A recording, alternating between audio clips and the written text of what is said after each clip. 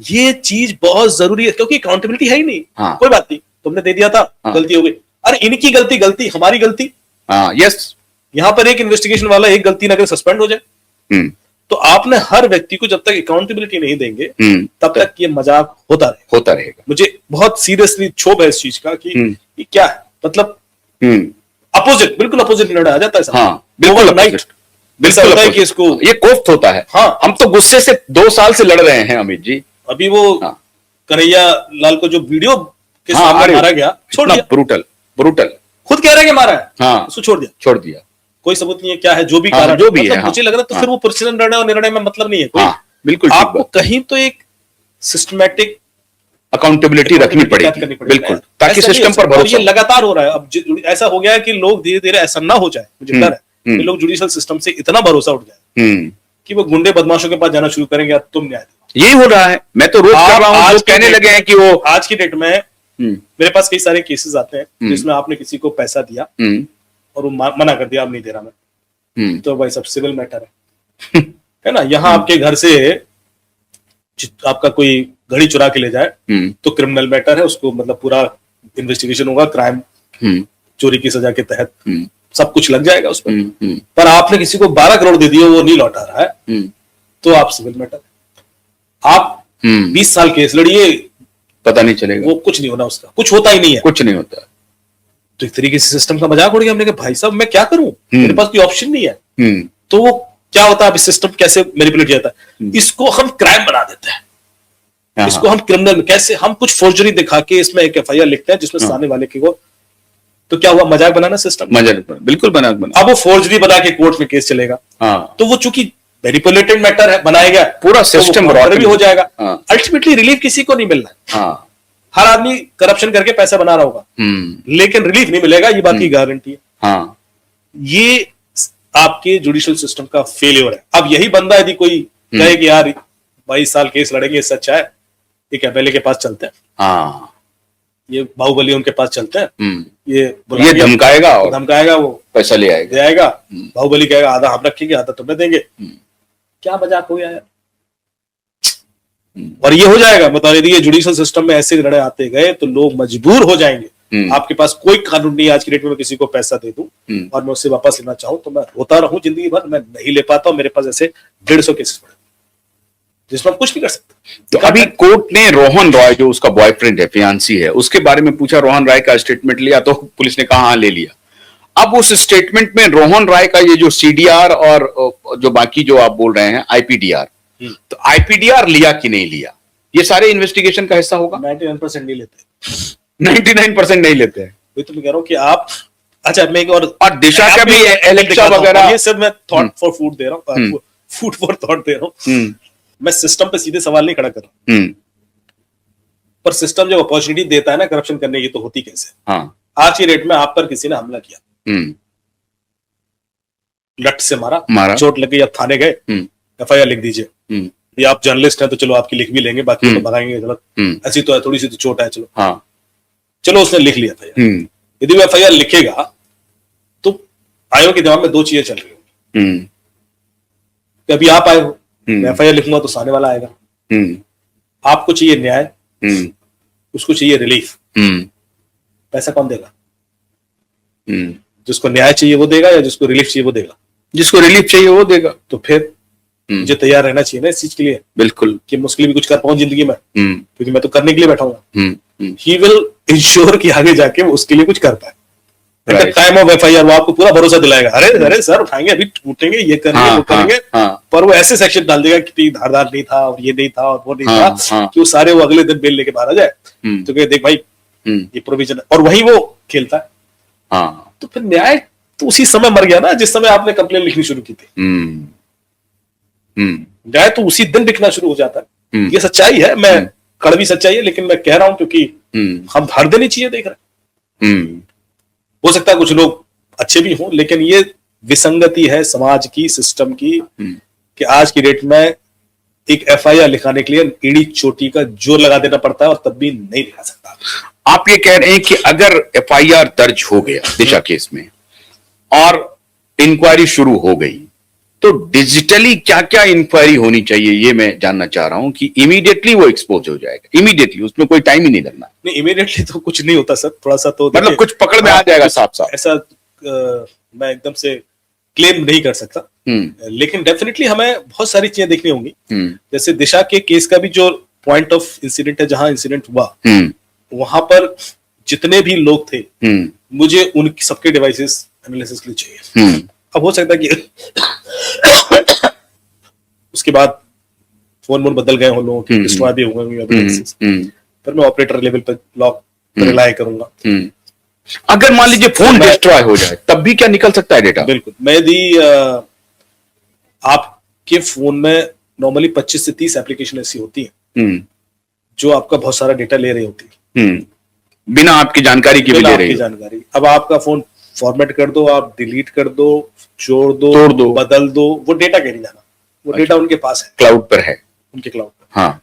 मैंने यदि ये समझ में आ गया कि जिस समय आपका जो पुराना फोन था, जिस समय इंसिडेंट हुआ, उस समय आपके फोन में ये 25 एप्लीकेशन तो थे, तो मैं उन 25 एप्लीकेशन से डेटा मांग सकता हूँ, हाँ, उस समय का, है ना। मतलब पुलिस ये नहीं कर सकते साहब इसका तो ऑपरेटर से ना भी मिले, फोन ही मिस कर गया या टूट गया, हो गया फोन, कोई दिक्कत नहीं, डेटा कहीं नहीं जाता, अच्छा, डेटा मिलेगा। हाँ, तो वो सारे ट्रायल करने पड़ेंगे कि भाई कौन कौन सी एप्लीकेशन थी, और उसके बेस पर एक बार जब डेटा आ जाता है तो कहानी की कड़ी जुनिया शुरू हो जाती है। फिर आपको पहला होता है डेटा कलेक्शन, फिर होता है डेटा एनालिसिस, फिर रिपोर्टिंग। एनालिसिस में सारे इन्वेस्टिगेशन का रोल प्ले करता है कि मैं कैसे जोड़ दूंगा कि ये बंदा यदि यहां पर वीपीएन यूज कर रहा था, धमकी भरी कॉल आई है और इस बंदे को आई है, तो यही बंदा जिसने कॉल किया, इस चीज को मैच कैसे करना मेरा काम।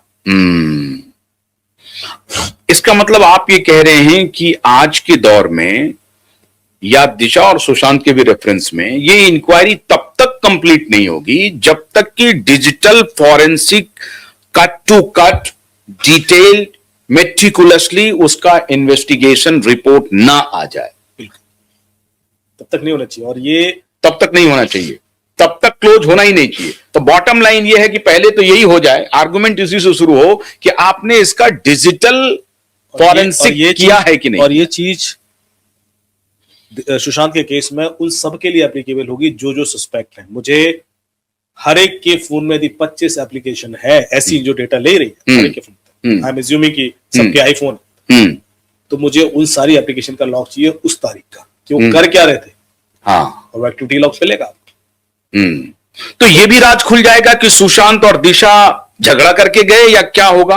बिल्कुल मिलेगा, बिल्कुल मिलेगा। उस फोन के या कोई भी डिजिटल एलेक्सा से या किसी चीज से मिल जाएगा। हो सकता है कि दिशा है, सुशांत ने स्मार्ट वॉच पहन रखी हो सकता है, हो सकता है ना। अब स्मार्ट वॉच आप जब पहनते हैं, हाँ, तो आपका हार्ट रेट कैप्चर होता है, हाँ, होता है। यदि आप गुस्से में तो हार्ट रेट बढ़ेगा, और वो आपकी लोकेशन भी मॉनिटर करती है, वो आपका ऑल्टीट्यूड भी मॉनिटर करती है, हाँ, बिल्कुल, कि आप बिल्डिंग से उतरे, गए, ऊपर गए, लिफ्ट से गए, सब पता होता है। तो आपका सिर्फ मुझे यदि फिटबिट या जो भी स्मार्ट वॉच उसने पहन रखी उसका डेटा मिल गया, हाँ, एप्पल वॉच का, हाँ, तो खेल बहुत सारा खुल जाएगा। तो ये सारे वो लोग हैं जो गैजेट फैजेट वाले लोग हैं, हाँ, आप थोड़ा सा घुसो तो अंदर बहुत कुछ मिल जाएगा इसमें।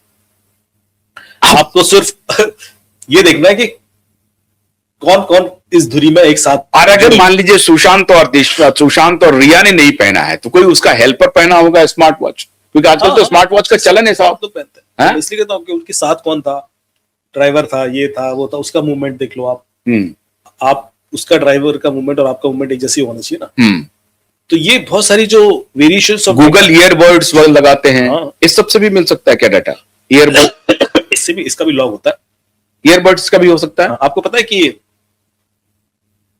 जो एयरपॉड है, यदि आपका फोन यहाँ रख दूं और एयरपोर्ट लेके दूर चला जाऊं तो फोन की बातें सुन सकता हूँ, क्योंकि वो कनेक्टेड हो, तो स्पीक सर्विस होती है। तो चुपचाप या मैं वो एयरपोर्ट छोड़ के चला जाऊं और फोन दूर है तब मैं सुन सकता हूँ। तो लोग इस चीज को इस्तेमाल करते हैं सर्वेलेंस के लिए भी। अच्छा, पर इसका भी क्रिएट लॉग बनता है कि ये कब कब कनेक्टेड था। हाँ, इसके लॉग अवेलेबल होते हैं। हाँ, iCloud पे इसके लॉग अवेलेबल है, तो वो भी डिटेक्ट हो जाएंगे, वो भी डिटेक्ट। तो स्मार्ट कह रहा हूं कि आपको हर वो चीज जो गैजेट है, मतलब एवरी गैजेट, मुझे समझ में आया तो है कि जैसे कि होता ना कि हम लोग जब एविडेंस कलेक्ट करते हैं ना, तो उसमें जो ऋग्वेद का नासदीय सूत्र है ना वो फॉलो करते हैं कि ये नहीं है, ये नहीं है, ये नहीं है, तो फिर ये है। हाँ, वो जो ऑब्जेक्टिव टाइप ऑप्शन दे रही है, तो आप क्या करते हो कि यार ये वाला नहीं हो सकता, क्यों ये वाला नहीं हो सकता, तो फिर जे बचाओ। और जो स्मार्ट ग्लास है, जो चश्मा है, वो भी हो सकता है। बहुत सारी चीजें, वही तो मैं कह रहा हूँ कि ये तो बंदा बड़ा गैजेट फ्रीक था, तो इसमें तो बहुत कुछ ऐसा एविडेंस। क्योंकि वो ये बोल रहा है दिशा की मृत्यु के बाद सुशांत ये कह रहा है कि वो लोग मुझे नहीं छोड़ेंगे। अब वो कह रहे हैं कि जल्दी से जल्दी, उसने कहा कि सारे डेटा को डिलीट करो, ये सब बातें आ रही हैं। तो वो, इसका मतलब है कि वो बहुत सारी चीजों को अप्लाई कर रहा होगा, तो वो जो डेटा डिलीट हो रहा होगा तो वो हड़बड़ाहट में कहा होगा ऐसा। और अभी दिशा के फादर ने कहा है कि मेरी बेटी ने बहुत काम अधूरा छोड़ के मेरी बेटी गई है, मुझे मुझसे पूरा करना है। तो मैंने उनसे जानने की कोशिश की कि क्या वो अधूरा काम था। बोला कि बॉलीवुड की जितनी गंदगी थी, ये ड्रग का रैकेट कहां चल रहा है, ये जो ह्यूमन ट्रैफिकिंग, चाइल्ड ट्रैफिकिंग, बहुत पोर्नोग्राफी सबका था, उसकी जानकारी थी मेरी बेटी को। तो हो सकता है कि दिशा के फोन्स में वो सारी चीज हो। या देखिए, मैं हमेशा एक लाइन बोलता हूँ सर कि यदि आपको किसी के बारे में जानना है तो उसके फोन का डेटा मत देखो, उसका डिलीटेड डेटा देखो। अच्छा, उसकी कुंडली खुल के सामने आ जाती है। जब भी मेरे पास कोई सस्पेक्ट आता है, सबसे पहला काम होता है मेरा डिलीटेड डेटा रिकवर करना। उसके बाद जो सच्चाई खुलती है, वो जो दिख रही होती है सच्चाई, उससे अपोजिट होती है। बहुत सारी चीजें मिल जाती हैं जो, तो आप वो तो स्टेप लोग जानबूझ के अवॉइड करवा देते हैं ना इन्वेस्टिगेशन में। क्योंकि उससे तो एंगल बहुत सारे खुल जाएंगे। बिल्कुल। आप जिस एंगल पे इन्वेस्टिगेशन कर रहे हो, आप चाहते हो कि उसी एंगल पे सिर्फ इन्वेस्टिगेशन हो और कंक्लूजन वैसा हो जैसा आप चाह रहे हो, तो फिर वो दूसरे एंगल आप कभी नहीं चाहोगे।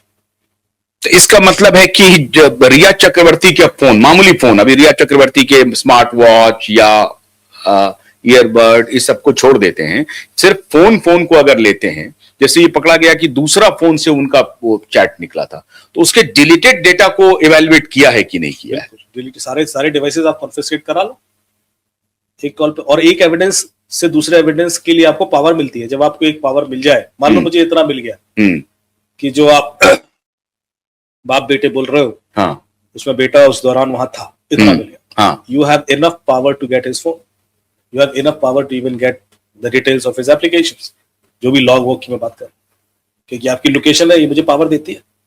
अब उस समय वहां क्या कर रहे थे मैं जानूंगा ना अंदर से। अच्छा, हाँ, हाँ। पहला एविडेंस तो वही कंफर्म कर देगा, और वो एविडेंस निकालना और भी आसान है, जो मैंने आपको बोला, तो गूगल भी दे देगा, या आपका टावर डम से निकल आए। तो नारायण राणे कह रहे हैं कि उनका मोबाइल टावर लोकेशन पता कर लो। तो अगर मोबाइल टावर लोकेशन में ये कंफर्म हो गया कि आदित्य ठाकरे उस समय वहां पर थे, तो फिर आदित्य ठाकरे के फोन को आप कह रहे हैं कि आपको कब्जा करने का पूरा अधिकार है। न सिर्फ फोन को, उसके इन्वेस्टिगेटिंग एजेंसी को उसके जो एप्लीकेशन के लॉग है उसको भी मांग सकते हो, या उसी पर अरेस्ट किया जा सकता है। फोन कॉन्फिस्केट करने की जरूरत ही नहीं है। यदि फोन मिल जाता है बहुत अच्छी बात है, अब तक तो इन्होंने गायब कर दिया होगा, हाँ, अब तक तो फोन मिलेगा ही नहीं, हाँ, लेकिन यदि नहीं भी मिलता फोन, तो भी आप एप्लीकेशन से लॉग निकाल सकते हो। वो लॉग कहीं नहीं जाते, फोन आप बदल लें तब भी वो लॉग मिलेगा। अब चूंकि हमने यहाँ बता दिया है, तो एक तैयारी शुरू कर देंगे कि वो भी कैसे उड़ाया जाए, लेकिन इतना आसान नहीं है। इतना आसान नहीं है। अगर मान लीजिए कि उसने, आदित्य ठाकरे ने पुराने फोन को कहीं फेंक दिया, डिस्ट्रॉय कर दिया, तब कैसे निकलेगा? वो तो लॉक तो क्लाउड पे है ना, वही तो मैं कह रहा हूँ कि आपके फोन में थोड़ा था। तो इसका मतलब बदल लें, चेंज कर लें, फॉर्मेट कर लें, फोन से डिपेंडेंसी नहीं है। फोन यदि मिल जाए तो आसान है, फोन यदि मिल जाए तो बहुत आसान।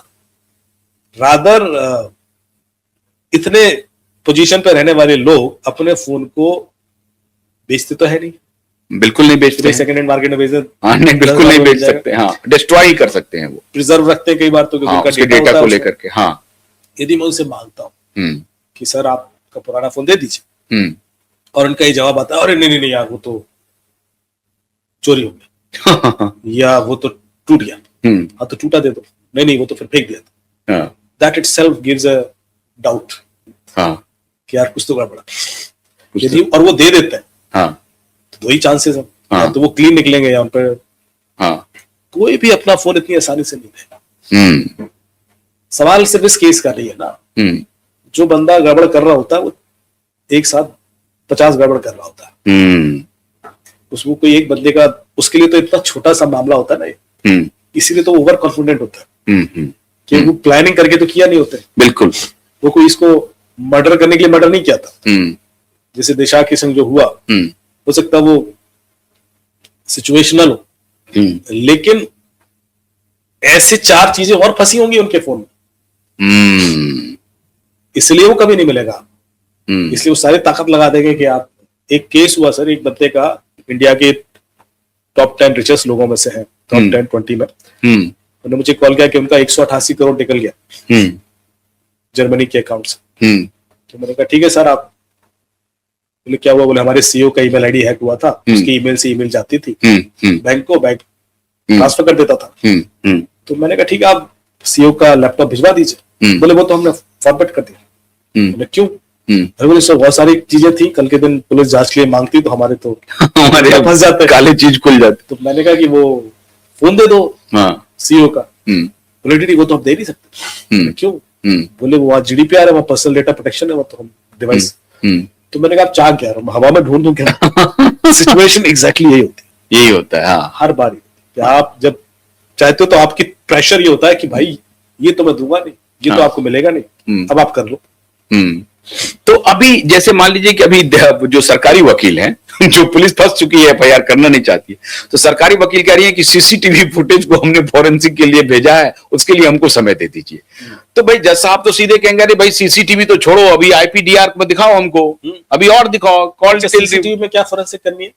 कुछ नहीं करनी है, टाइम बाइंग है। CCTV में कुछ अब जो है दिख रहा है, हाँ उसमें फोरेंसिक मतलब ऐसा तो है नहीं कुछ एक्स्ट्रा निकल आएगा। हाँ बिल्कुल, लैब में डाल के, मैंने ये कि उसको टेम्पर किया गया या नहीं किया गया, ये तो जांच बता देगा, तो 2 मिनट का काम है। तो लेकिन आप 6 महीने, ये तो बहुत, चलो CCTV है, बहुत सारे केसेस इंडिया में पड़े हैं जहां पर बहुत सारे नेताओं की ऑडियो रिकॉर्डिंग्स हैं, और 6-6 महीने से फॉरेंसिक लैब पता नहीं कर पाई कि ये नेताजी बोल रहे हैं कोई और बोल रहा है। ऐसा क्यों? These techniques are delayed techniques. Lab को भेज दो, आप 6 महीने तो केस डिले हो गया, वहां से रिपोर्ट आएगी नहीं, आगे केस तारीख में क्या कर लोगे आप? Delayed technique. तो मैं सीधे मुंबई हाई कोर्ट के जो जस्टिस हैं, जस्टिस गडकरी जी और जस्टिस भोसले साहब, वो मेरे शो को वो देखते भी हैं, तो उनके लिए मैं दिखा रहा हूं कि ये जो डिलेइंग टैक्टिक्स है मुंबई पुलिस की, खासतौर से मलबानी पुलिस की, और जो पब्लिक प्रोसिक्यूटर जो कह रही है, वो खुद जानती हैं कि क्या मामला है। तो ये डिलेइंग टैक्टिक्स मेरे ख्याल से 20 जनवरी को शायद उनकी चलेगी नहीं। अमित जी कह रहे हैं कि इसका कोई रोल ही नहीं है, क्योंकि इसके अलावा CCTV फुटेज के अलावा वो जो जिन चीजों पर उनको फोकस करना चाहिए उस पर वो कर ही नहीं रहे। और अभी एक टाइमलाइन के संग चीजें होनी चाहिए कि आप उनको एक डेडलाइन दें कि इस तारीख तक ये जांच के पॉइंट्स हैं, और उसके डायरेक्शन पर आप डीप इन्वेस्टिगेशन कीजिए और रिपोर्ट टाइमली कंक्लूड कीजिए, क्योंकि जितना आप डिले करते हो ना, that all goes in favour of peoples. Criminal सिर्फ इस चीज के लिए भी पैसा देता है कि डिले करा और क्या डिले कराते रहो। अभी तो ये हो रहा था कि 15 जनवरी को म्युनिसिपल कॉर्पोरेशन का चुनाव है, 15 जनवरी को, तो अभी कहा जा रहा है कि ये चुनाव भर के निपटा दो। ऐसा होता है, बिल्कुल होता है। चुनाव बहुत सारी ऐसी, तो ये प्रेशर सबके ऊपर होगा, इसलिए टाइमलाइन देना बहुत जरूरी है। तो आप तो ये बिल्कुल खोल के रख दिए हैं इस पूरे केस को कि एक तो 16 पॉइंटर जो है अभी भी आपका एग्जिस्ट कर रहा है। 16 पॉइंटर पे आपका हंच कह रहा है कि CBI ने इन्वेस्टिगेशन नहीं किया होगा, कुछ किया होगा हो सकता है, लेकिन मैक्सिमम पे नहीं किया होगा। तो 13 जनवरी का केस, 20 जनवरी का है दिशा का, 13 जनवरी का केस है सुशांत का। तो उसके लिए एक बहुत इंपॉर्टेंट पॉइंटर है कि जो आपके हैं, और मैं आग्रह करूंगा विकास जी से भी और CBI पटना कोर्ट से भी कि आप चाहें तो अमित जी को दे सकते हैं, ये अपने तरफ से आपको सेवा दे सकते हैं, जो 16 पॉइंटर्स हैं, और अमित जी का ट्रैक रिकॉर्ड बताने की जरूरत नहीं है। तो एक तो बहुत बहुत शुक्रिया अमित जी, आपने विस्तार से बताया, और मैं अपने दर्शकों को बताऊं कि आने वाले दिनों में अमित जी QYP पे हो सकता है कि एक्सक्लूसिव शो भी लेकर के आए, तो उसका भी इंतजार कीजिए अगर वक्त इनको परमिट करता है। तो बहुत बहुत शुक्रिया QYP स्टूडियो आने के लिए। Thank you. Thank you. Pleasure talking to you. Thank you. Thank you to your audience.